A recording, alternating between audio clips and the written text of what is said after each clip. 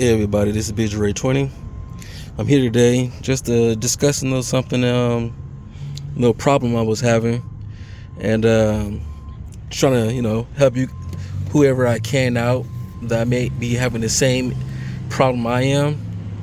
Like I said, for me, it's all a learning experience.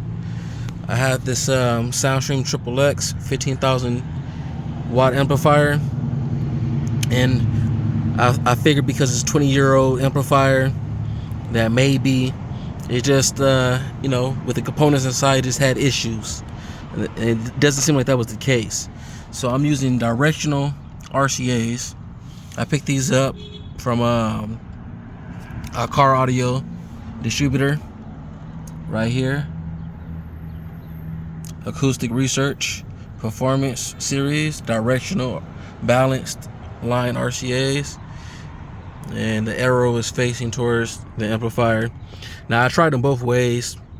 Of course, you needed to go from away from the source, to filter out the noise.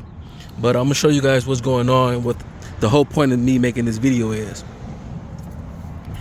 I have a set of Sundown Audio RCAs that I bought that I'm going to be running in my upcoming build. So, vehicle's off. I'm just going to put it on the on position just to turn my radio on so you guys can see what's going on. Now this amplifier is my bass amplifier.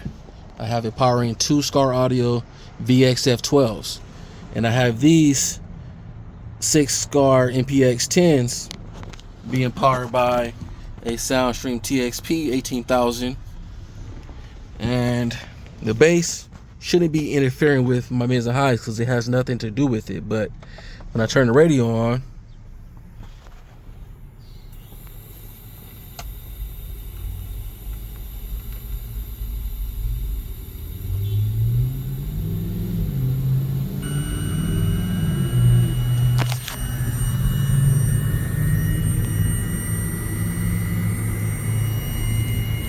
I don't know if you can hear that whining noise.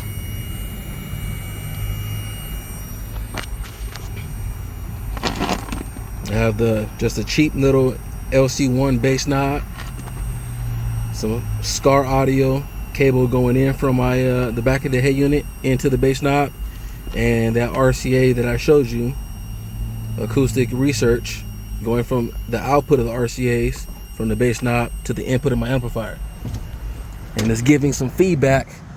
And like I said in the beginning of this video, I thought the feedback was coming from my amplifier itself.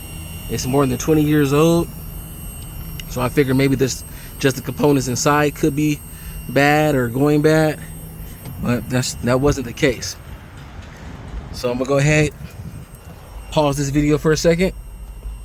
I'm gonna go ahead and turn this radio off. And I'm going to switch out to these Sundown RCAs so you guys can hopefully see the difference. Okay, everybody, as you can see, I took out the Acoustic Research RCAs, the directional RCAs, and I now have the Sundown Audio RCAs into the Soundstream Triple X 15,000D amplifier. Same way.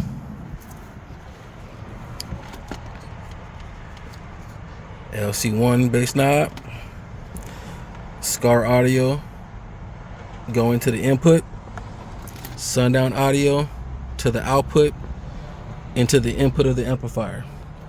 Now we're going to see if it makes any difference with that background noise that I'm getting from the bass amp to my door speakers.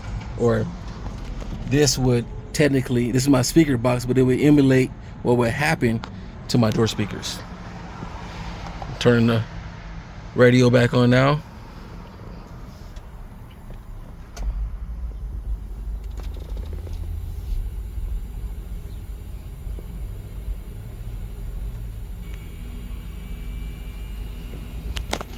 Now, it's some slight noise.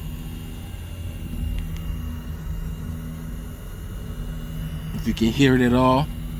but nothing like what it was before. So this video isn't to basically say that these sundown RCAs are better than the SCARs or better than the acoustic research RCAs. Sometimes we just use the wrong type of RCAs to filter out the noise in a signal. Here I am thinking that my amplifier is just 20 years old and it's causing issues and background noise to my door speakers because it's just old. But in reality, it's not the case. I'm just using the wrong type of RCAs.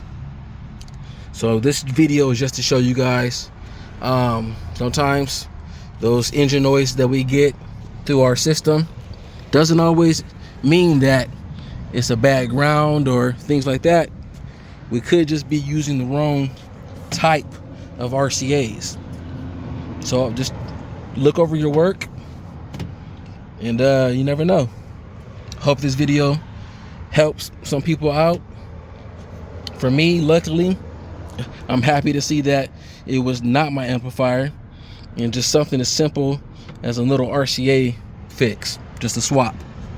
All right, everyone, as always, peace and love. Thanks for watching. Stay tuned for more.